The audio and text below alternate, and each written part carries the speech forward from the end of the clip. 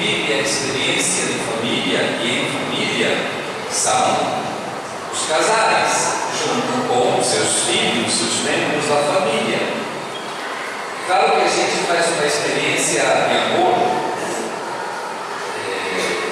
numa dimensão diferente, que tem aspectos humanos muito bonitos, muito lindos, mas a minha é uma família muito maior, né? É a própria igreja. O bispo carrega sempre consigo um anel, que é uma aliança. Quando um padre é ordenado bispo, ao colocar-lhe o anel, se diz: guarda sempre com fidelidade a igreja como esposa de Cristo.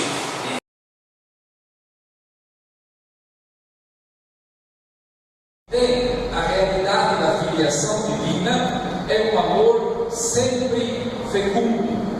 E a gente gostaria então de partir do início da palavra de Deus. Nós encontramos no primeiro capítulo do primeiro livro da Escritura Sagrada da Bíblia, a criação. E quando a Bíblia fala da criação do homem e da mulher, se expressa da seguinte maneira: homem e mulher ele os criou. Homem e mulher ele os criou.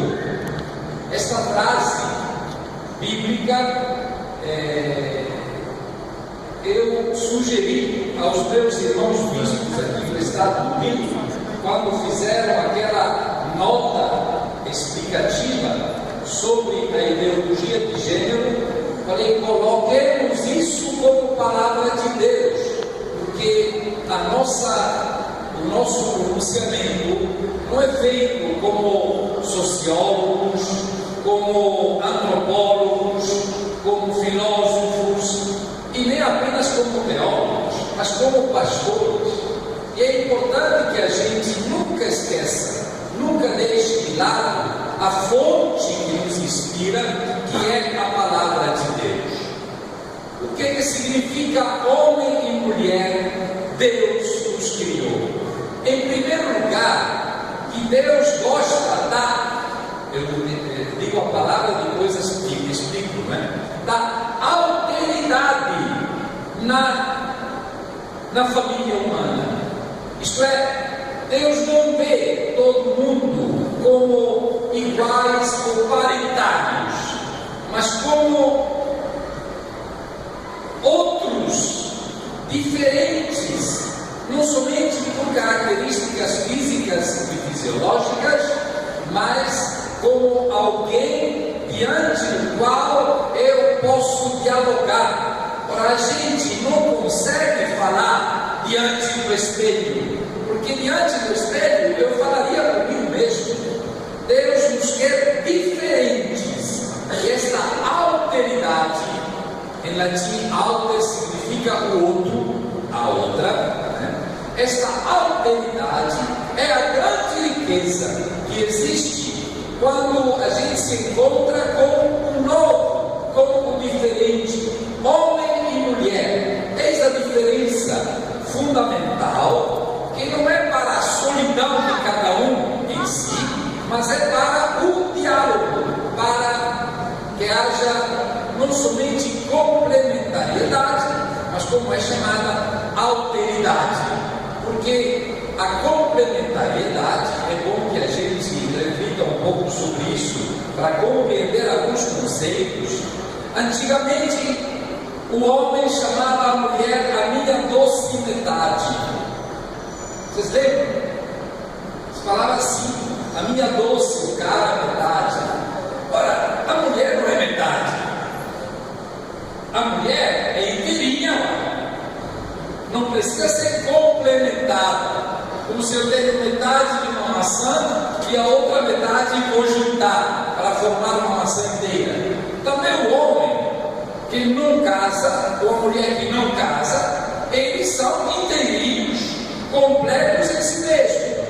Não estão se explorando um na outra ou uma no outro para se completar. quando se diz que o matrimônio é para complementariedade, se usa um jeito de pensar muito superado, que não é bíblico, porque Deus criou homem e mulher, e é somente na reciprocidade, na alteridade, que o homem e a mulher podem crescer e ser um dom completo um para o outro. A mulher é um dom total, completinho, não é metade, nem 3/4, ela é completa, se doa por completo ao outro, o esposo, e vice-versa. O homem sem a mulher não é metade, não é uma parte, mas ele se doa todinho à sua esposa,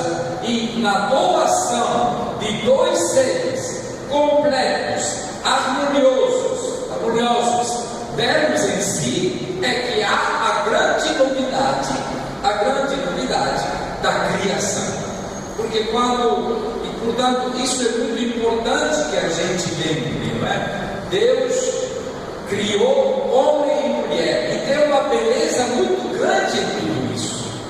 Porque, repito, quando Deus cria, Deus não cria pela metade. Deus não cria seres deficientes, mas seres interdependentes, né? Nós dependemos um do outro, sim, dependemos no sentido de um crescimento maior. A interdependência existe hoje, e se usa esta palavra mesmo, para falar que, por exemplo, nenhum Estado, nenhuma nação, ela vive sozinha, mas ela é interdependente por vários motivos. Quando terminam os confins do Estado brasileiro, não é que o ar muda, ou o ar fica fechado, não é que o sol muda, ou fica mais resplandecente de um lado e menos do outro. Nós somos interdependentes porque fazemos parte de uma globalidade que é a própria criação. Porque Deus criou todo mundo perfeito, mas ao mesmo tempo todo mundo interdependente. É uma beleza extraordinária. É por isso que nós lutamos muito hoje para o meio ambiente, para a valorização da criação. Porque uma nação que destrói a Amazônia, ela prejudica o mundo inteiro. Uma cidade que suja a água de um rio, que passa também por outros municípios, estraga a vida de todo mundo. Somos interdependentes. Assim, quando um homem e uma mulher, por alguma questão que não cabe agora a nós julgar, interrompem o amor, se fecham cada um no egoísmo, praticamente prejudica o amor que existe, que Deus colocou no coração do homem e da mulher. Nós somos seres completos e perfeitos em nós, mas interdependentes entre nós, na socialidade, isto é, no relacionamento social, no uso dos recursos da terra e, sobretudo, na realização maior, que é o próprio amor que Deus colocou nos nossos corações. A beleza, portanto, da alteridade. Para compreender, eu estou falando difícil, porque estou falando difícil, você tem o direito de pegar o sapato e me jogar. Você fala mais fácil, que nós queremos entender, né? Eu acho que é importante que a gente, esta beleza de sermos ao mesmo tempo perfeitos e completos em nós, porém, de depender da nossa vida, desde quando, aliás, a nossa vida é uma dependência total. Ninguém de nós quis viver, ninguém fez nada para viver, para vir a este mundo, é por dom, dependemos para vir ao mundo dos outros, de um pai, de uma mãe, dependemos de médicos que assistem pai e mãe, que assistem a mãe, da parteira antigamente, hoje dentro da medicina, dentro de um hospital, da maternidade. Quer dizer, nós dependemos para vir ao mundo dos outros. Embora quando criança é concebida, nós sabemos disso, né? Quando uma criança é concebida, a partir do primeiro momento do concebimento, no DNA, tem tudo aquilo que vai ser desenvolvido. Não é que seja completa, mas tem todos os elementos para ela vir ao mundo. Tem a cor dos olhos, a cor dos cabelos, você vai ficar careca, você vai ficar cabeludo. Quer dizer, tem tudo dentro, né? Mas para se desenvolver, e quando uma criança nasce, ela é um serzinho completo, mas dependente, né? Porque depende do amor e dos cuidados de inúmeras pessoas. Portanto, quando a gente fala homem e mulher, ele os criou, a Bíblia quer dizer tudo isso e mais alguma coisa. Homem e mulher, o convite à fecundidade. Já expressei antes um pouco a fecundidade no amor entre eles dois. Eu creio que quando há um encontro sério no amor entre duas pessoas, um homem e uma mulher, de maneira especial, para uma vida a dois, há também esta abertura à fecundidade, este convite a ser como Deus, crescer e multiplicai-vos, a sermos co-criadores. Deus é o Criador e nós somos co-criadores, criadores com Deus. Damos vida a seres humanos e transformamos a realidade que Deus nos entregou numa nova criação.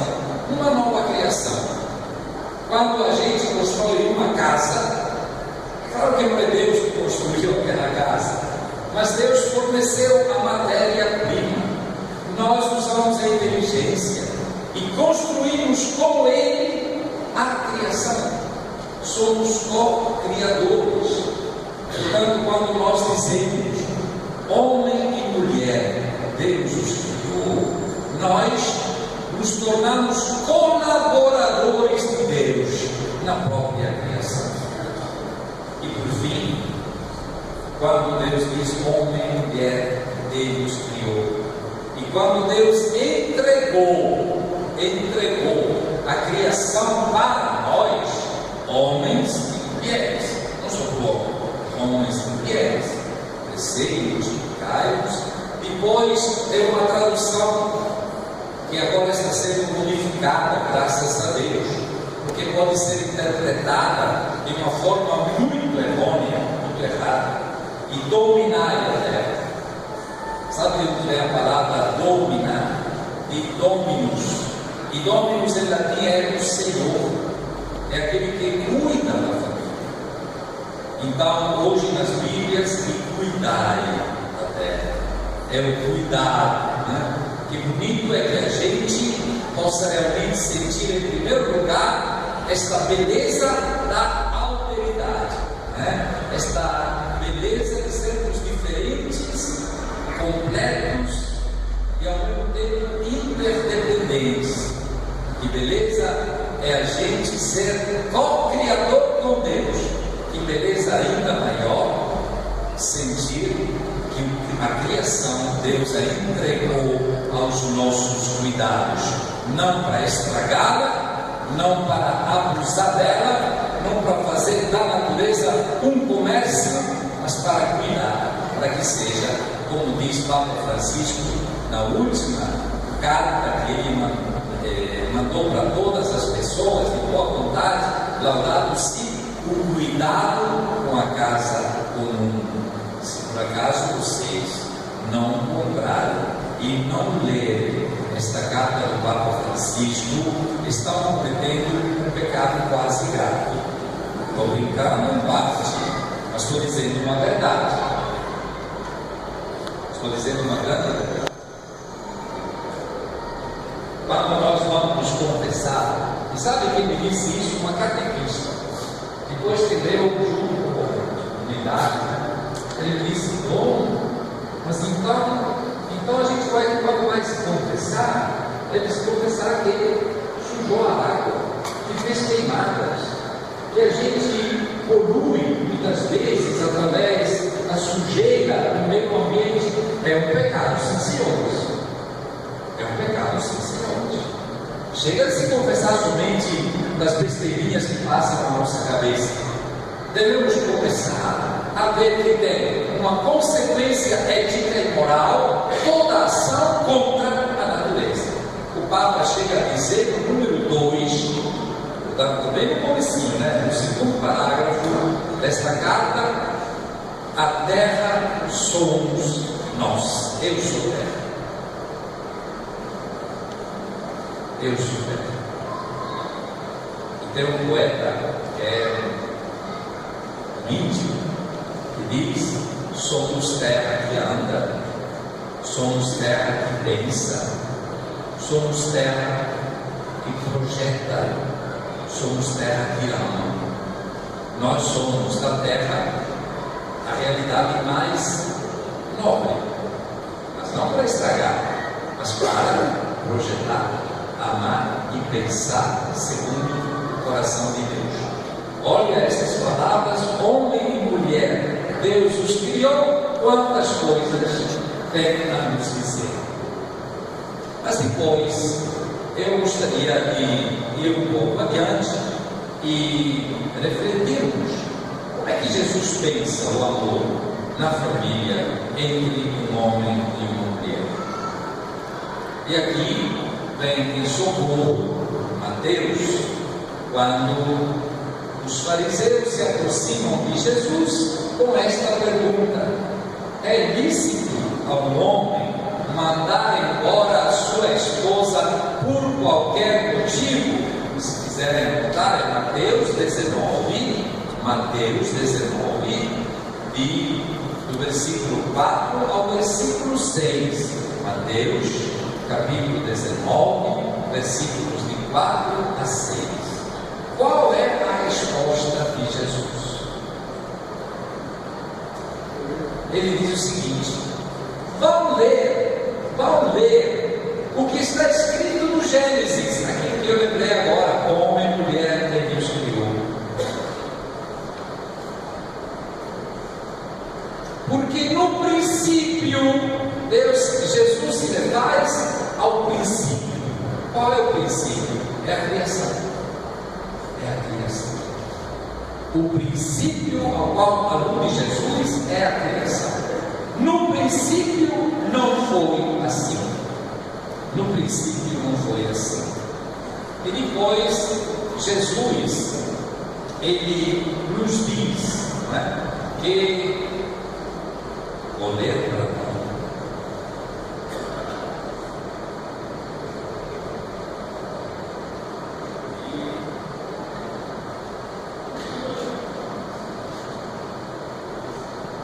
Mateus, capítulo 19, de 4 a 6. Jesus respondeu: não lestes que desde o princípio o Criador os fez homem e mulher? E que disse: por isso o homem deixará pai e mãe e se unirá à sua mulher, e os dois serão uma só carne? De modo que já não são dois, mas uma só carne. Portanto, que Deus uniu, o homem não separa. Desde o começo, Jesus se refaz à criação. A pessoa humana, de fato, é criada para a comunhão.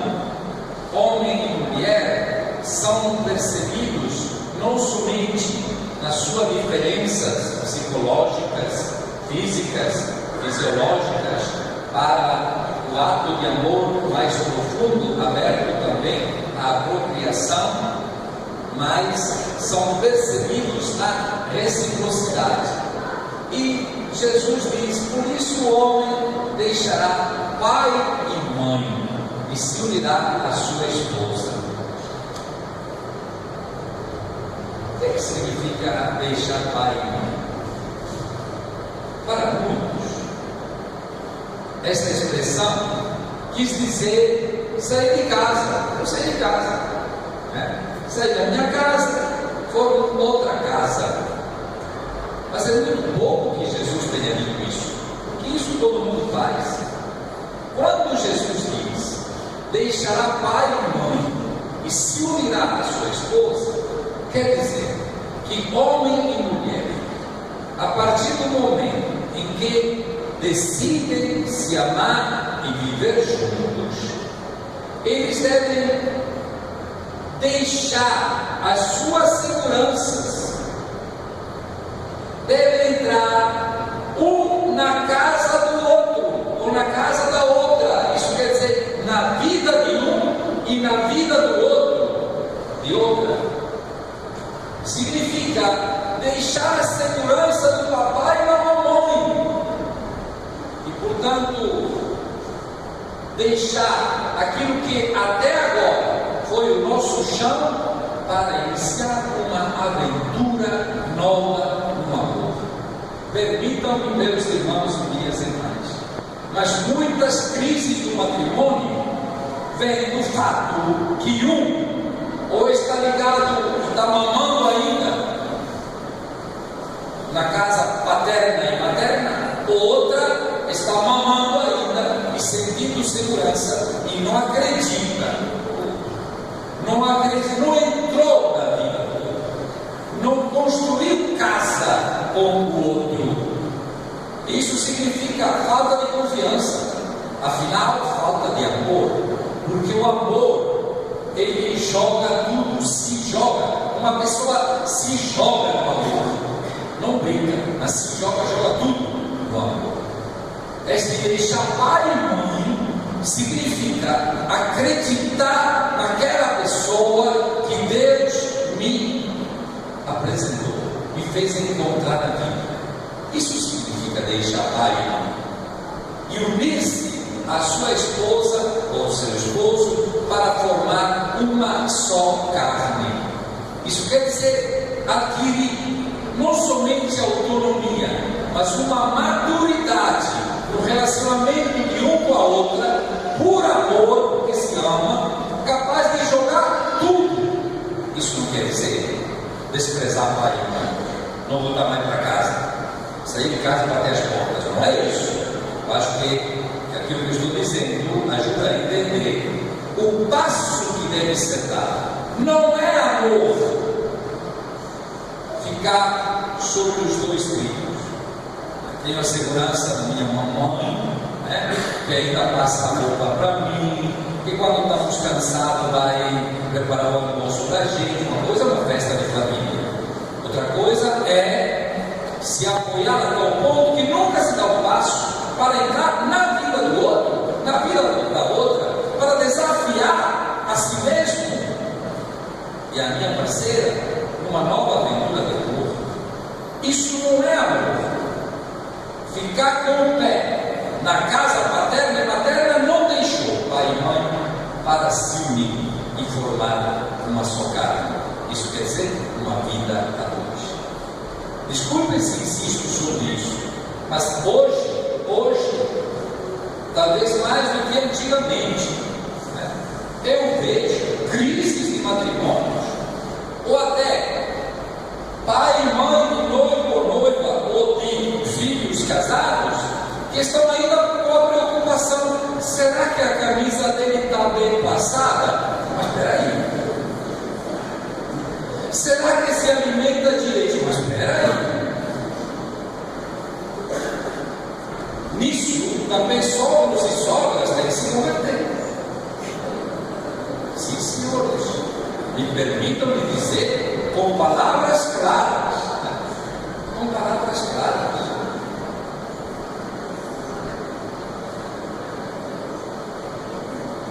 Eu não casei, mas a partir do dia eu recebia uma mesadinha ou ajuda de meus pais enquanto estava estudando. A partir do momento que fui ordenado diácono, eu não quis receber um centavo do meu marido.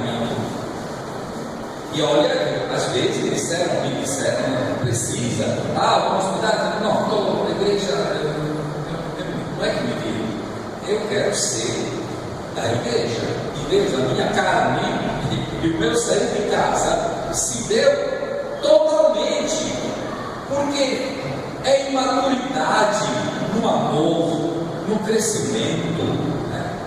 Deixar pai e mãe, deixa-se virar. É bom deixar-se virar. Pode acompanhar de longe, sim, claro, sempre pai é pai e mãe é mãe, né?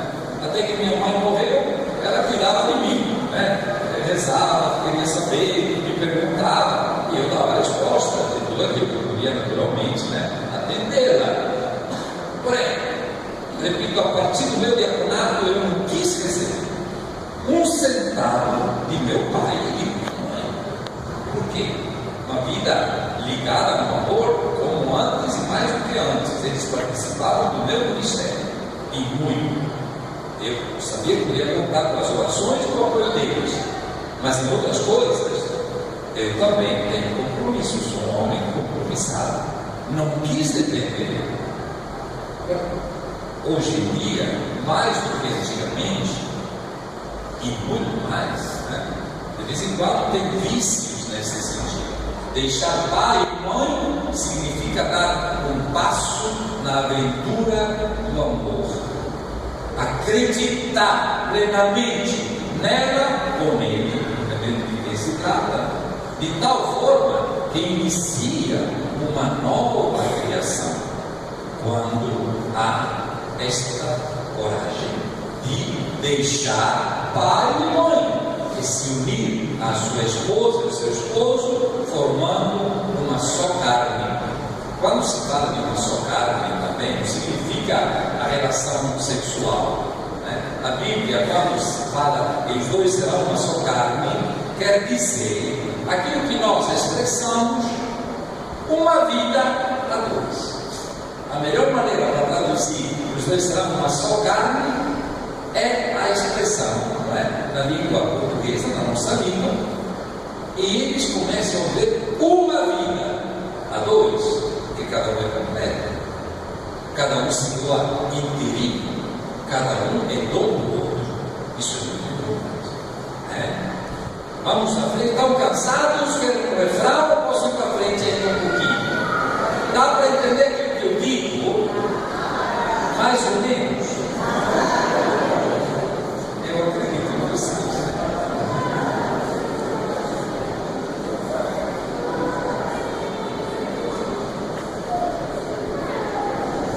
Bom, eu disse aquilo que aqui tinha escrito, né?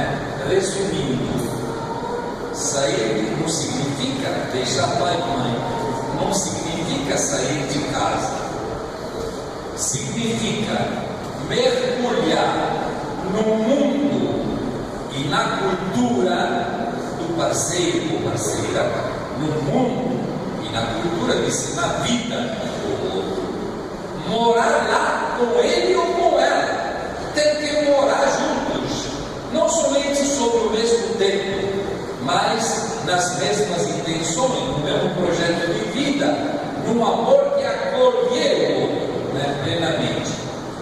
Deixar de acomodar-se na casa paterna, pensar de modo novo, migrar, perder-se no outro. Eu falei uma outra palavra, jogar-se na vida, o outro com a outra, para ganhar nova carne, nova casa, e realizar-se com e para o parceiro e a parceira. Isso é amor de Deus, sabia? É aquele amor de Deus que perpassa as fibras do corpo e do coração do homem e da mulher. Porque Deus, na sua natureza, é amor. São João chega a dizer: quem não ama não conhece a Deus, porque Deus é amor. Mas Jesus nos explicou o que significa isso. Quer dizer, o pai ama o filho perdendo-se dele. O filho ama o pai perdendo-se dele. E o Espírito se perde nos dois, dando o clima de amor onde os dois possam realmente doar-se plenamente. A maior expressão do amor de Deus, sabe onde acontece? Acontece, depois vou explicar melhor, na cruz de Cristo. Porque quando Jesus perdeu o horizonte do amor do Pai, coisa que era impressionante, não é? Não se pode um filho de Deus, dizer: meu Deus, por que me abandonaste? Mas logo em seguida ele disse: Pai, nas tuas mãos entrego o meu espírito. Aí o pai entendeu que tem alguém neste mundo que ama como ele, ama perdendo-se, ama loucamente, ama sem explicação. Este é o amor maior. É por isso que os santos e os místicos pediam a Deus o amor por excelência, que é o amor da cruz, é o amor de Jesus crucificado. Se o homem e a mulher, quando se amam, não são capazes de fazer um pouquinho, pequenininho, né? Esta experiência se ama humanamente. Qualquer crise é fatal, porque não se sustenta uma crise do amor sem um amor crucificado.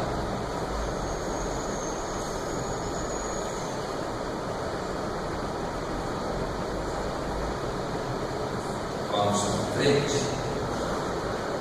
Estou quase em metade, mas vou terminar. Se vocês fizerem assim, se vocês prestarem atenção ao que eu fizer, dá vontade de mais. Em todo caso, Jesus não é ingênuo, pelo contrário. Aliás, o Evangelho de São João diz, né, que não precisava que ninguém falasse a Jesus a respeito de outra pessoa. E sabe por quê? É Evangelho puro de João.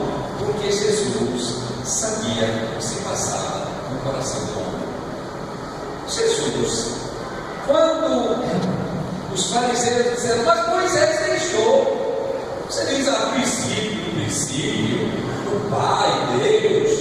Mas Moisés deixou que o homem mandasse embora a mulher. Interessante que não se diz que mulher mandasse embora o homem, né? Que era uma sociedade tão machista que dava medo. Coitadas das mulheres, né? Então Jesus disse: é por causa da dureza do coração de vocês.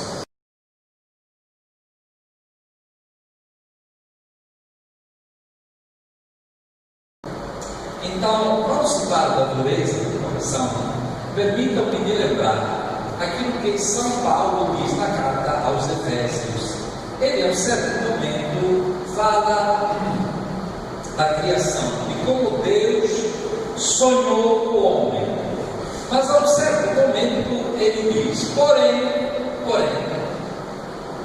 Deus sabe que dentro de nós tem um homem velho. Você também é uma mulher velha, viu? Não é só o homem, né? O homem velho, que está escravo das suas paixões, mas em Cristo Jesus, o homem novo, vocês podem também se tornar homens novos. Se isso vale para qualquer cristão, em qualquer situação, eu gostaria de aplicar esta categoria do homem velho e do homem novo, da mulher velha e da mulher nova, ao casamento. Porque muitas crises vêm porque nós estudamos o homem velho ou a mulher velha, escrava das paixões, que não aguenta, porque não é capaz de aguentar-se também a si mesmo, não aguenta os defeitos dos outros. O homem velho é aquele que pensa, como os fariseus, a incompatibilidade. Não há outro caminho a não ser repudiar o cônjuge. O jeito é repudiar. Como eu não me sinto bem, como o meu orgulho não é acariciado, como o meu ego não está ao centro e ela não me serve, ou ele não me serve, então o jeito é repudiar. Não aguento mais. Vocês nunca escutaram essa expressão? Que é homem? Não aguento mais. Largando-a ou largando-o, serei mais feliz, satisfeito, e afinal é aquilo que eu quero. Procurar uma nova aventura. me satisfazem. Nem sempre é assim. Eu não sei se tem tempo depois de explicar, mas abro um parênteses. Às vezes tem questões psicológicas, imaturidades que não têm condição, né? Então a igreja admite, para que os dois não se matem ou vivam no inferno a vida toda, a separação.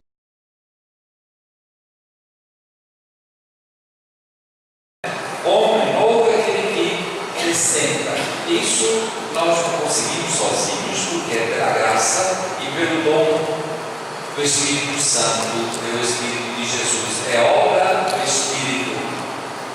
E portanto, faz dos defeitos da outra minha mulher, ou do outro meu marido, degraus para galgar uma vida de santidade. Digo mais, muitas vezes o defeito do outro é o meu defeito. Eu não aguento porque eu tenho um defeito. A limitação, gente, faz parte da nossa vida. Eu digo por mim, né? Como bispo, como padre, né? Não pensem que a vida da igreja é sempre mil maravilhas. Não pensemos que a fé é sempre vivida luminosamente. Mas eu, quando tenho um encontro, um desafio, uma dificuldade, um sofrimento, eu me coloco em xeque a mim mesmo. Digo a culpa é do padre Fulano. Eu sou assim. Certa vez, no ano passado, retrasado, eu chamei para a reunião do clero um psicólogo, um padre psicólogo, conhecido no Brasil, uma pessoa muito formada, muito educada, ajuda muitos padres. E no segundo dia, ele começou a apresentar tipos caracterológicos, isso é, o caráter, o temperamento de cada um, e quais são as reações. A um certo momento, todo mundo ficava de cabeça baixa, porque cada um se encontrava naquela atitude lá. Ele também.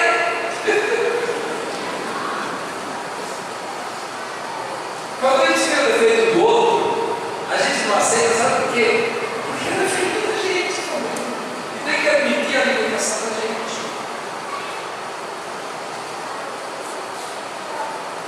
O que é que eu quero dizer com isso? Fazer da limitação da outra e do outro, da minha mulher, dos meus filhos. Eu gostei quando vocês fizeram a apresentação, né? E você, como mãe, você já viu a culpa da gente ser assim? Será que ela espera aquilo que nós somos? Mas é assim mesmo. Não é só porque ela disse, né? Ela explicitou aquilo que eu estou dizendo.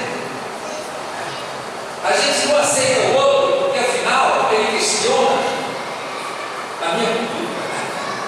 Porque eu me comporto com ele, mas eu pior que ele. Então, o que esta palavra homem novo, revestidos do homem novo, nos diz? Que deve haver um amor cada vez mais profundo, cada vez mais puro, fundamentado no amor de Deus, no amor de Deus, né? Fundamentado também numa sadia psicologia humana, né? Eu digo sempre, não é que a psicologia resolve tudo, mas ajuda muito, ajuda, né? É importante que a gente, quando tem uma crise também conjugal, em primeiro lugar, nós podemos fazer uma conversão, né? Porque também nós padres, quando vem um casal falar com a gente, uns conselhos, e coisas, olha, procura um psicólogo, procura um médico. Quando não tem mais jeito, a gente diz, vamos rezar.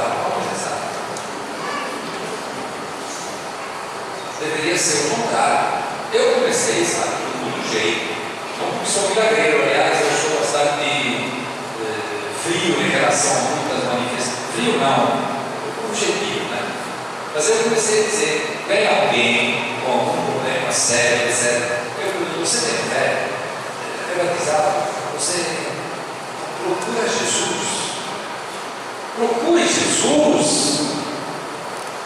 Ele é a saúde, a salvação, o equilíbrio. Se eu me descendar, ele depois digo, procure também um psicólogo, né? Porque nós fazemos de Jesus, um cara de resignação, né? Tentou todos os meios, deu certo. Só um pouco lá que Jesus ajuda. Jesus é o primeiro, é o último. E procuremos também todos os meios. Esse amor maior, ele acontece realmente quando.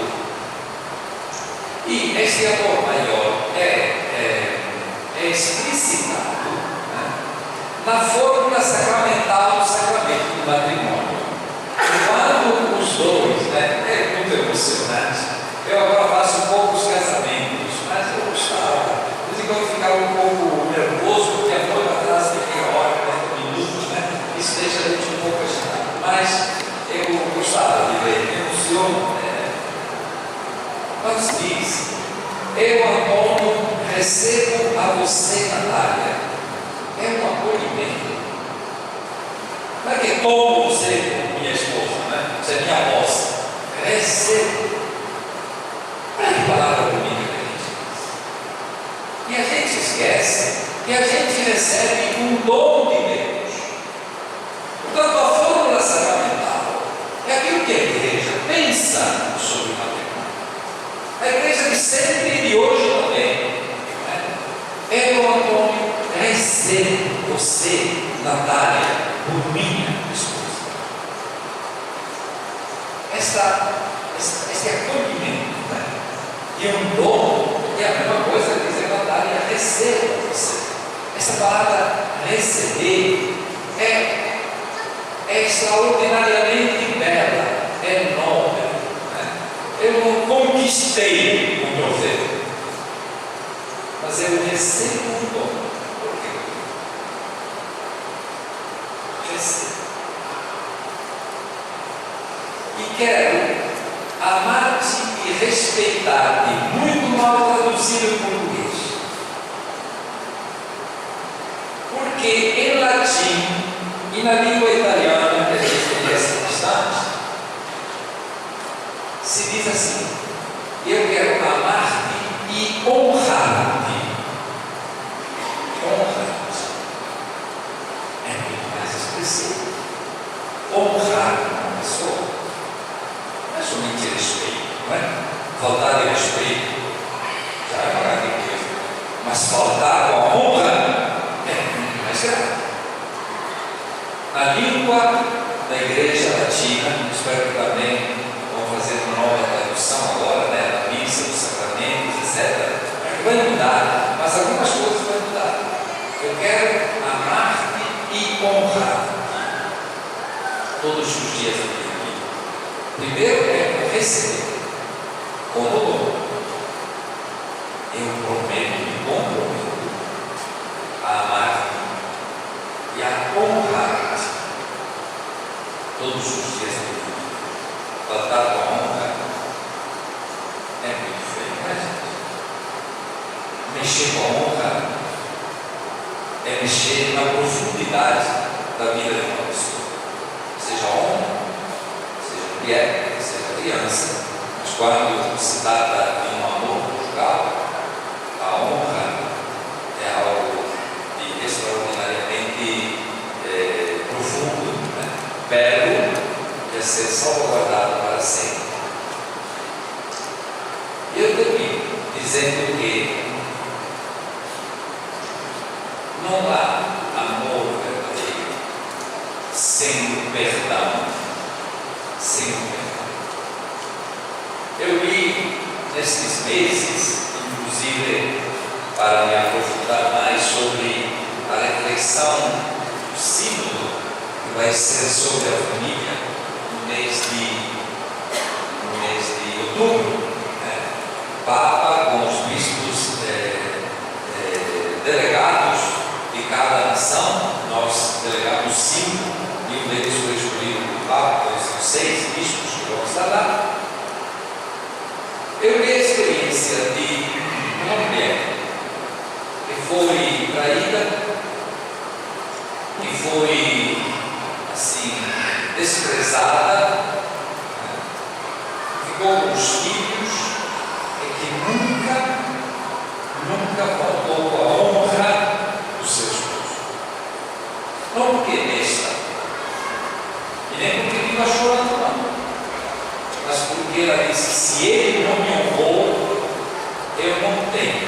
direito de revidar e desonrá-lo com a minha vida. E toda vez que ou se encontra com as filhas, ou tem algum relacionamento, embora ele tenha outra, ela lembra desta honorabilidade da pessoa dele, embora não mereça. Isso é verdade. Não é dizer, perdoei esse filho, quer mais ver, esqueci. Sim, verdade, é também isso, né? Deixar esfriar as coisas, mas ela não deixou esfriar. Ela disse: eu vivo o meu sacramento honrando, apesar que ele não merece. É claro que nem todo mundo é capaz de fazer isso. Não vou falar que deva ser para todas ou todos assim. Mas, quando alguém consegue fazê-lo, eu acho que estamos diante de um caminho de santidade adulto. Tem que continuar por esta vida. O que eu queria dizer? Eu queria dizer, para concluir, não é? Que vocês têm uma grande vocação. A vocação de expressar na relação e no relacionamento entre marido e mulher e para com os filhos algo que é muito maior do que o casamento, que é o amor de Jesus por nós. Porque desde os profetas do Antigo Testamento até Jesus, até o apóstolo Paulo, ele, quando fala do matrimônio, ele diz: eu falo do matrimônio, mas pensando no mistério que é muito maior, no mistério de Cristo com a igreja, dando a manifestar aquele amor que Jesus expressou para conosco na igreja, dando a vida por nós, para nos salvar. Eu peço a Deus, muitas vezes, que quando se casam, os dois se salvem. Se salvam.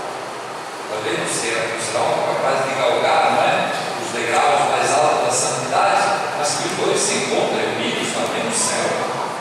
Somente aqui na terra, na calma, ou no trabalho, ou na cozinha, né?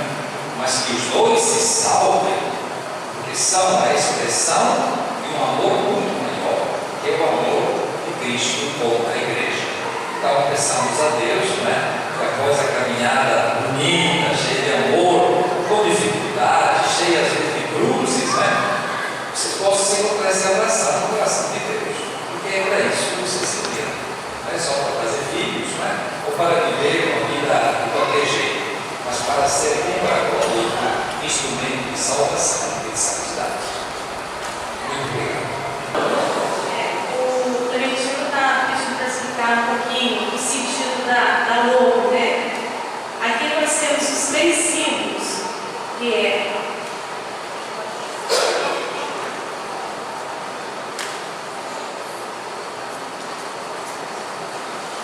esse símbolo aqui é o símbolo diocesano do SCC.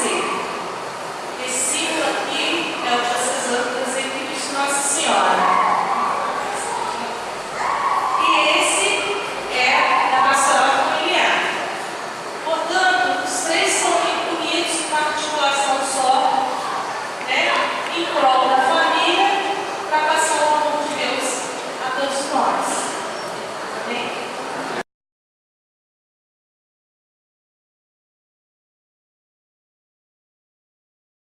Expressar algo de novo que está surgindo na diocese.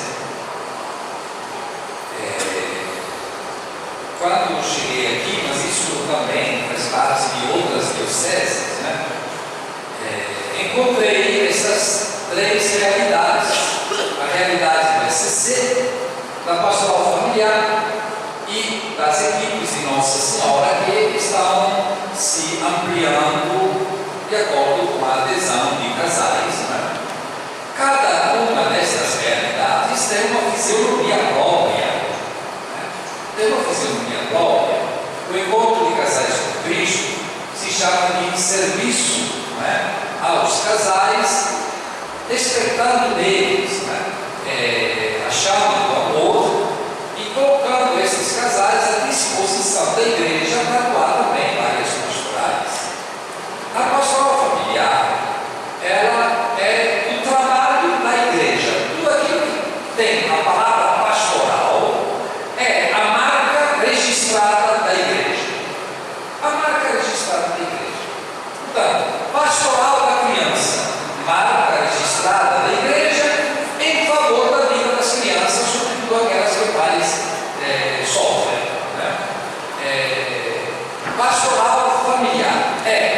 a marca registrada da Igreja Católica para as famílias de todos os tipos. Em que sentido todos os tipos? Família bem estruturada, família desestruturada, mãe solteira, avó que cuida dos netinhos, por que não dizer? Famílias de segunda união, né? A realidade positiva, mas também a realidade, digamos assim, do sofrimento, né? E as equipes de Nossa Senhora são um movimento de espiritualidade conjugal que ajuda o casal e a família, portanto, a fundamentar a sua vivência em Cristo Jesus sob a proteção e o exemplo de Maria, Nossa Senhora, que eles chamam equipes de Nossa Senhora. Aí eu pensei um pouco nos meus doutores, mas essas três realidades, né? Cada uma com a sua fisionomia, com a sua finalidade, tem uma finalidade comum, que é para a família, ter a família como destinatária da palavra de Deus e como objeto, no sentido não negativo, né? Objeto das suas atenções, dos seus cuidados. Então,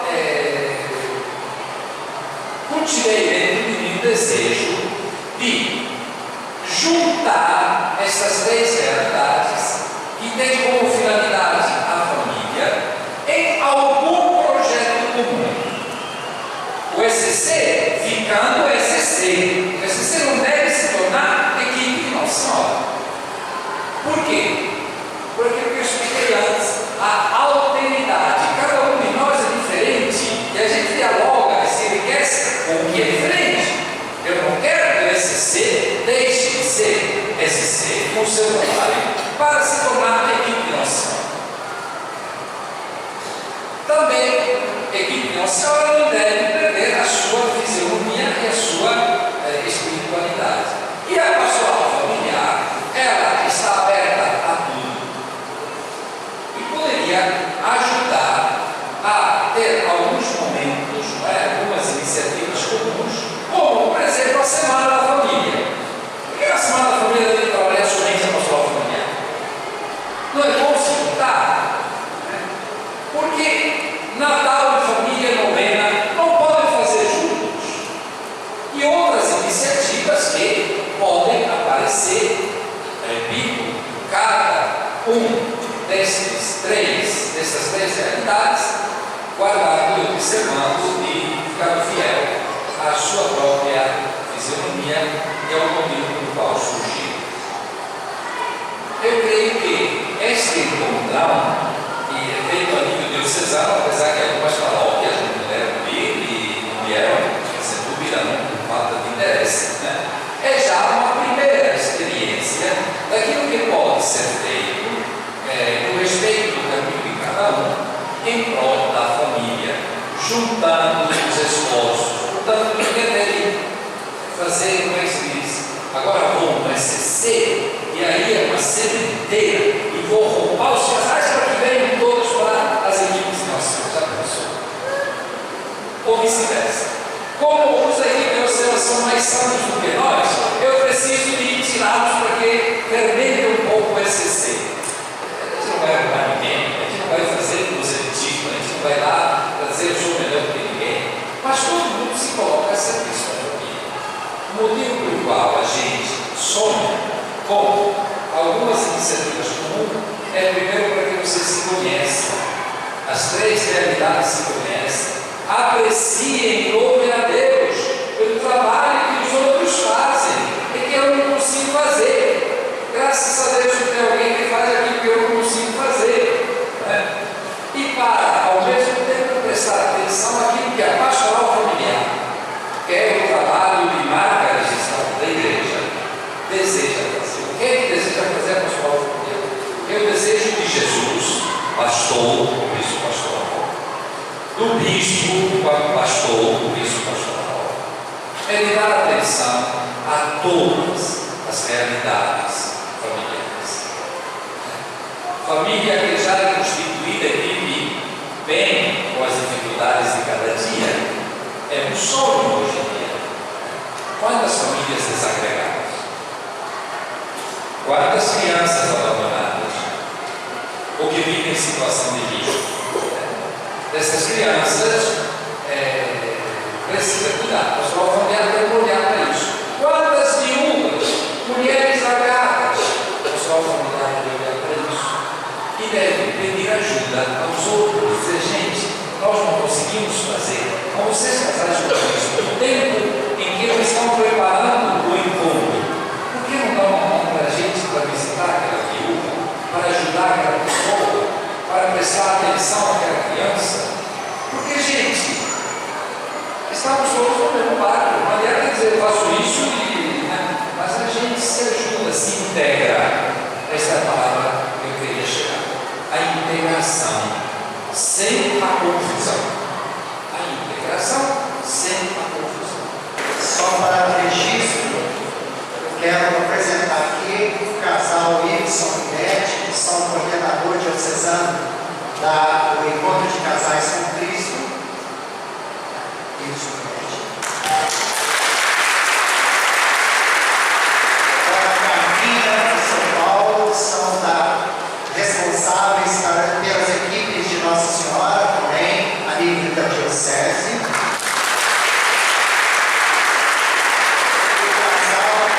Luiz Carlos Fortunato, sua esposa Regina, que são coordenadores diocesanos da Pastoral Família. Então, chegamos então ao final desse nosso momento. Queremos fazer alguns agradecimentos antes de nós fazermos juntos a oração final.